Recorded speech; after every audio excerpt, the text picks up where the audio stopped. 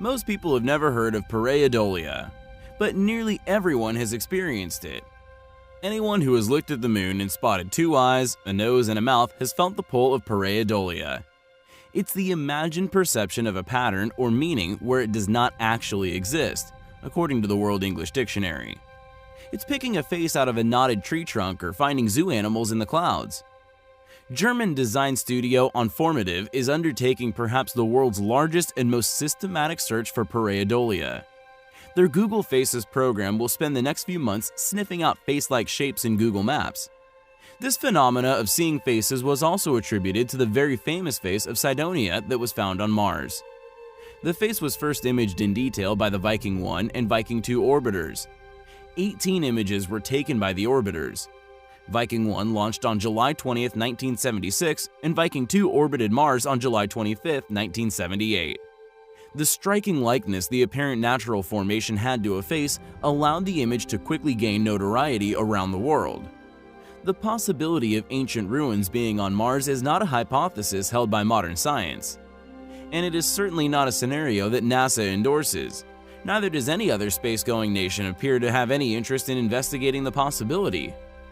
Many conspiracies have surfaced over the years regarding covert operations, in search of exactly such ruins on our neighboring planets.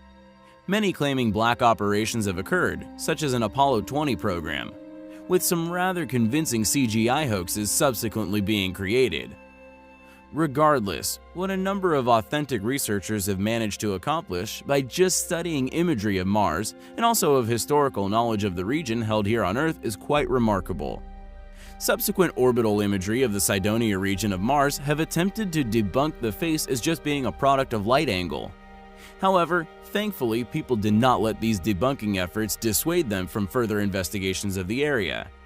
Some researchers who were versed in the works of Zecharia Sitchin connected the location to the possible burial site of a king.